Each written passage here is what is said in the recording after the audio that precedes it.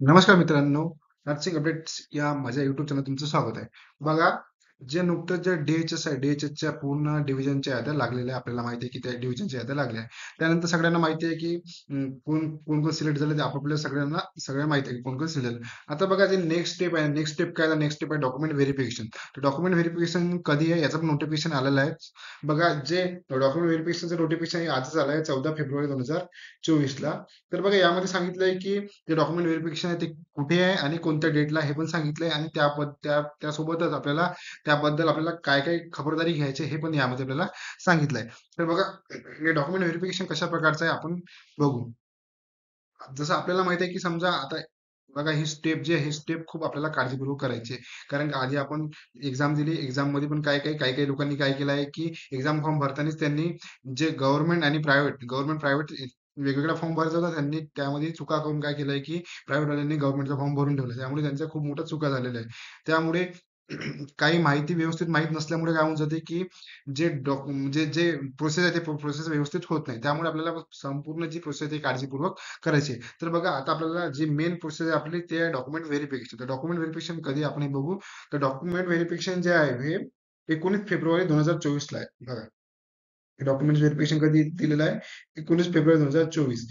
त्यांनी असं ठरवलं आहे की आता लवकरात लवकर काय करायचं त्यांना डॉक्युमेंट व्हेरिफिकेशन पण लवकरात लवकर करायचं आहे आणि त्यांना ऑर्डर पण लवकरात लवकर द्यायची आहे. तर बघा आपण ही संपूर्ण नोटिफिकेशन आपण एक वेळ वाचून बघू. बघा, उपरोक्त विषयास सूचित करण्यात येते की आरोग्य सेवा आयुक्तालय अंतर्गत गट क संवर्गातील पदभरती 2023 जाहिराती अनुसरून सार्वजनिक आरोग्य विभागाच्या संकेतस्थळावर निवड यादी प्रसिद्ध करण्यात आलेली आहे.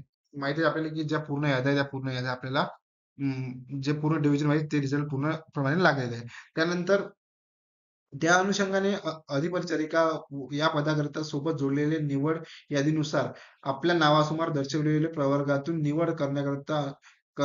करण्यातून निवड करण्याच्या अनुषंगाने आपली मूळ कागदपत्रे पडताळणी तसेच समुपदेशनाचे दिनांक 19 फेब्रुवारी 2024 रोजी 9 वाजता खालील नमूद पत्त्यावर उपस्थित राहावे. तर बघा ही तारीख जी आहे DV ची तारीख किती आहे? 19 फेब्रुवारी 2024 आहे.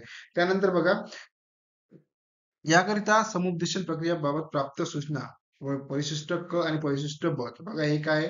हे आपल्याला नेक्स्ट या नोटिफिकेशन मध्ये दिलं आहे. परिशिष्ट क आणि परिशिष्ट ब काय आहे हे पण यामध्ये दिलेलं आहे. यासोबतच जोडण्यात येत आहे. सदर सूचनेचे अवलोकन करून याचप्रमाणे आवश्यक प्रमाणपत्रे व कागदपत्रे सोबत जोडल्याच्या परिशिष्ट ब मध्ये नमूद असलेल्या क्रमाने उमेदवारांनी त्याच्या मूळ दस्तऐवज छायांकित प्रतीचे 2 सेट स्वसाक्षरीत सेल्फ अटेस्टेड न चुकता आणावे. तर बघा आपल्याला काय 2 सेट आपल्या डॉक्युमेंटचे आहेत ते 2 सेट बनवून न्यायचे आणि सेल्फ अटेस्टेड करून न्यायचे आणि डॉक्युमेंट व्हेरिफिकेशनची डेट आहे ती डेट 19 फेब्रुवारी 2024 आहे. तर बघा याच महिन्यात डेट 19 फेब्रुवारी 2024. त्यानंतर बघा जे समुपदेशन आहे हे कोणत्या ठिकाणी होणार आहे? बघा कोणत्या ठिकाणी होणार आहे? उपसंचालक आरोग्य सेवा नागपूर मंडळ, अ, श्रद्धानपेठ श्रद्धानंद पेठ दीक्षा भूमीच्या बाजूला, माता कचेरी परिसर नागपूर. तर हे नागपूरला आहे. पुरा ऍड्रेस इथे दिलेला आहे. या ऍड्रेस नुसार आपल्याला तिथे जायचं आहे. आपलं ते डॉक्युमेंट व्हेरिफिकेशन होणार आहे. त्यानंतर बघा जे आणि ब होतं हे परिशिष्ट काय आहे हे पण आपण बघून घेऊ. तर बघा जे ब परिशिष्ट आहे त्यामध्ये जे कागदपत्र तपासणी म्हणजे डॉक्युमेंट कोणत्या कोणत्या डॉक्युमेंटचं व्हेरिफिकेशन होणार आहे ते यामध्ये दिलं आहे. यामध्ये आपल्याला हा जो परिशिष्ट ब आहे हा फिलअप करून न्यायचा आहे आपल्याला.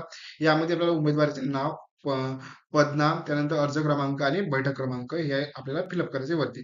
त्यानंतर आपल्याला प्रमाणपत्रांचे नाव म्हणजे कोणकोणते प्रमाणपत्र आपल्या सोबत आपल्याला न्यायचे आहे ते त्याचे नाव वगैरे बघा. तर जाहिरातीच्या अनुषंगाने भरलेला ऑनलाईन अप्लिकेशनचा फॉर्म अप्लिकेशन फॉर्म न्यायचा आहे किंवा नाही. त्याचा अप्लिकेशन फॉर्म कोणकोणत्या परिमंडळाकरिता अर्ज केलेला आहे, त्याचा परीक्षेचे हॉल तिकीट आहे किंवा नाही, परीक्षेचे हॉल तिकीट असेल तर न्यायचे आहे किंवा नाही.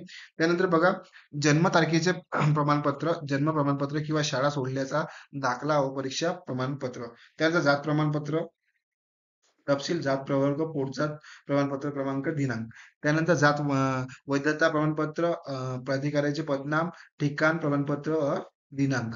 त्यानंतर बघा जाहिरात नमूद केल्याप्रमाणे उत्पन्न प्रमाणपत्र, गटात मोडत नसलेले नॉन क्रिमिनल सक्षम अधिकाऱ्यांचे प्रमाणपत्र. हे सगळ्या गोष्टी आपल्याला तिथे न्यायच्या. त्यानंतर त्याचे दिनांक दिनांक आणि बैठक कालावधी.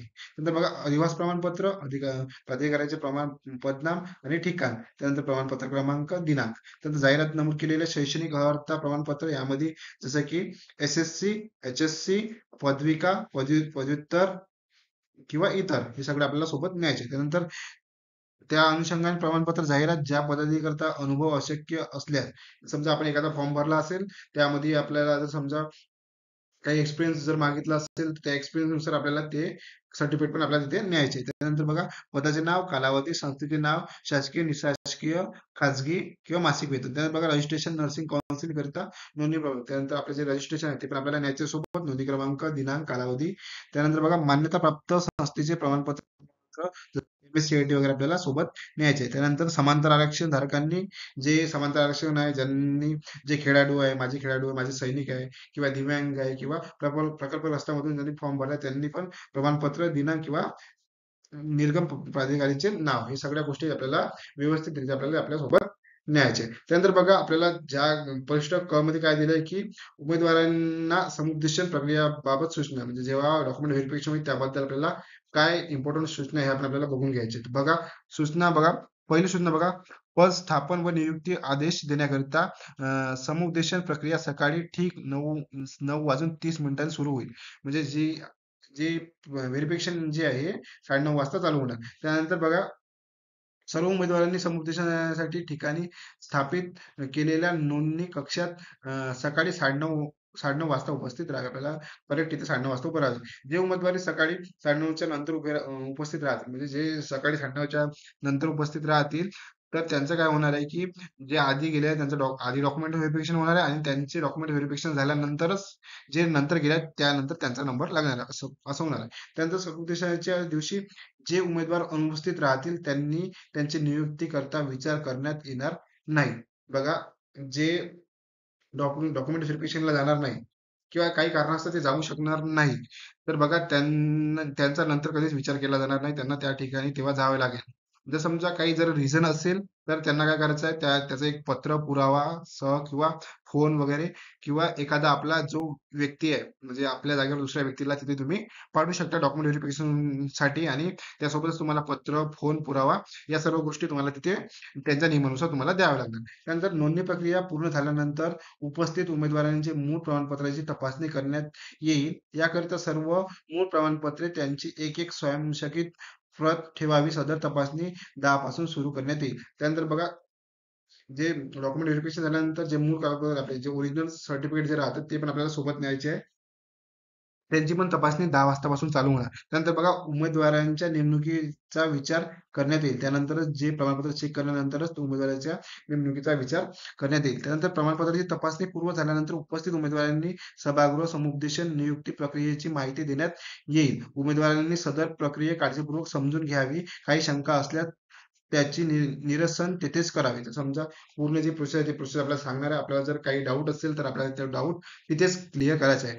निवडीसाठी उमेदवारांनी अंतर्गत गुणवत्ता यादीनुसार समुपदेशन बोलवण्यात येईल. आपल्याला आपल्या यादीनुसारच आपल्याला डॉक्युमेंट व्हेरिफिकेशनसाठी बोलवण्यात येईल. त्यानंतर बघा, आपल्याला तिथे जे आपल्याला जे सेंटर पाहिजे आपल्याला, त्यासाठी आपल्याला 2 किंवा 3 सेंटर आपल्याला ठिकाणी तिथं आपल्याला निवडून द्यायचे. त्यानंतर समुपदेशन समितीकडे परिशिष्ट मधील समुपदेशन नमुना सादर करावा व उमेदवारांनी निवडलेले 2 ते 3 ठिकाण एक ठिकाण अंतिम करावे. त्यानंतर उमेदवारांच्या नियुक्तीसाठी अंतिम ठिकाण निश्चित केल्यावर त्याची नोंद सर्व रिक्त जागेच्या तक्त्यानुसार करण्यात येईल. या पदामध्ये बदल होत राहील याची उमेदवारांनी नोंद घ्यावी व त्यानुसार पसंती क्रमांकामध्ये सुधारणा करावी. त्यानंतर बघा, उमेदवारांच्या पसंतीनुसार नियुक्तीचे ठिकाण निश्चित केल्यानंतर याची नोंद समुपदेशनात घेण्यात येईल. त्यानंतर त्यावर उमेदवार समिती सदस्य स्वाक्षरी किंवा करतील. त्यानंतरच उमेदवारांनी निवडलेल्या ठिकाणामध्ये कोणत्याही परिस्थितीत बदल केला जाणार नाही. म्हणजे फायनली समजा सगळे डॉक्युमेंट व्हेरिफिकेशन झाल्यानंतर, आपले मूळ कागदपत्र चेक केल्यानंतर, त्यानंतर आपण ठिकाण 2 ते 3 ठिकाण आपण चूज केल्यानंतर, त्यानंतर ते आपल्याला त्या 3 मधले एक ठिकाण निश्चित करण्यात येणार, आणि सगळी प्रोसेस झाल्यानंतर ते त्यामध्ये जो आपला जो ऑफिसर राहणार तो तिथे काय करणार, समुपदेशन ऑफिसर करणार आणि तिथे साईन करणार. त्यानंतर साईन झाल्यानंतर त्यामध्ये कोणत्याही प्रकारचा बदल करता येणार नाही. तर अशा प्रकारचं हे पूर्ण नोटिफिकेशन आहे बघा. त्यानंतर बघा उमेदवारांनी समुपदेशन समितीचे पद स्थापनेचे ठिकाण निश्चित केल्यानंतर उमेदवारांनी नियुक्ती आदेश तयार करण्यात येईल. बघा हे सगळं झाल्यानंतर आपल्याला तेव्हा डॉक्युमेंट व्हेरिफिकेशन झाल्यानंतर तिथेच आपले नियुक्ती आदेश पण तयार करण्यात येईल. उमेदवारांची सदर नियुक्ती आदेश तपासून नमूद आपले नाव, प्रवर्ग, पदाचे नाव, त्यानंतर पद स्थापनेचे ठिकाण इत्यादी तपशील बरोबर आहे की याची खात्री करून घ्यावी व नियुक्ती आदेश मिळण्याच्या पोचपावती द्यावी. त्यानंतर बघा उमेदवारास नियुक्ती प्रक्रियेबाबत काही आक्षेप असल्यास त्यांनी तत्काळ समुपदेशन समितीचे सूचित करावे. सदर उमेदवारांचे समुपदेशन पूर्ण झाल्यानंतर कोणताही आक्षेप स्वीकारला जाणार नाही. नियुक्ती प्रक्रिया पूर्ण झाल्यानंतर उमेदवारांस नियुक्ती ठिकाण बदलून येता येणार नाही. तर बघा आपल्याला जर समजा काही डाऊट असेल, डॉक्युमेंट व्हेरिफिकेशन झाल्यानंतर आपल्याला जेव्हा ऑर्डर मिळेल, ते ऑर्डर मिळताना जर आपल्याला काही डाऊट असेल तर आपल्याला तेव्हाच तो डाऊट क्लिअर करायचा आहे. त्यानंतर ऑर्डर मिळाल्यानंतर आपल्याला कोणताही बदल करता येणार नाही. तर बघा हे खूप इम्पॉर्टंट गोष्ट आहे. त्यानंतर बघा एक पॉइंट असा पण आहे की समजा काही लोक यामध्ये वेटिंगवर आहे. तर बघा मोस्ट ऑफ दी जण काय आहे, जे वेटिंगवर आहे, समजा प्रत्येक डिव्हिजन मध्ये जे काही लोक वेटिंगवर असेल तर मोस्ट ऑफ दी 10 to 15 जे लोक आहेत ते पकडून चला की तुम्ही लागलेच आहे. कारण का मोस्ट ऑफ दी जण यामधले जे मोस्ट ऑफ दी जण आहे DHS मधले ते DMR मध्ये ऑलरेडी लागून आहेत. ते DMR सोडून मध्ये DHS मध्ये काही यायचे राहिले नाही. तर बघा जे वेटिंग वाले आहे ते वेटिंग वाले कन्फर्म होणारच आहे. कमीत कमी 10-15 जण तरी हर जे डिव्हिजन आहे प्रत्येक डिव्हिजन नुसार 10 ते 15 जण कन्फर्म होणार आहे. कारण का यामधले 10 ते 15 जण आधीच DMR ला लागलेले आहे असं आहे. तर त्यानुसार जे वेटिंगवर आहे, जे वेटिंग फर्स्ट 10 किंवा फर्स्ट 15 मध्ये जे वेटिंगवर आहे ते काही काळजी करू नका. तुम्हाला पण डॉक्युमेंट व्हेरिफिकेशनचा आदेश येऊ शकतो आणि तुम्हाला पण DHS ची ऑर्डर येऊ शकतो. तर बघा काळजीपूर्वक सगळी प्रोसेस करा आणि ही प्रोसेस खूप काळजीपूर्वक करायची आहे तुम्हाला, कारण की आपण आतापर्यंत जी मेहनत घेतली आहे त्या मेहनतीचं हे सगळं फळ आहे. तर बघा अशा प्रकारची ही पूर्ण माहिती आहे, पूर्ण नोटिफिकेशन आपल्या डॉक्युमेंट व्हेरिफिकेशनला जायचं आहे. तर बघा सगळ्यांनी ही सूचना फॉलो करा. जर समजा तुम्हाला व्हिडिओ आवडला असेल तर जास्तीत जास्त जणांना शेअर करा आणि ज्यांना डॉक्युमेंट व्हेरिफिकेशन आहे त्यांना तर नक्कीच शेअर करा, व्हिडिओला लाईक करा आणि असेच नवीन नवीन अपडेट्स, अशीच माहिती तुम्हाला या चॅनलवर मिळत आहे त्या चॅनलला सबस्क्राईब करा. आणि तुम्हाला ज्या काही याद्या मिळाल्या नसेल किंवा जे काही जनरल इन्फॉर्मेशन किंवा ज्या नोटिफिकेशन येत असतील त्याबद्दल मी व्हिडिओ बनवतो किंवा नाही बनवत असेल, बट तुम्हाला एक टेलिग्रामवर नर्सिंग अपडेट्स म्हणून एक ग्रुप आहे, त्या ग्रुपला तुम्हाला जॉईन व्हायचं, त्यावर प्रत्येक नोटिफिकेशन येत राहील. तर अशा प्रकारचं हे पूर्ण नोटिफिकेशन आहे. तर समजा व्हिडिओ आवडला असेल तर लाईक करा. थँक्यू, धन्यवाद.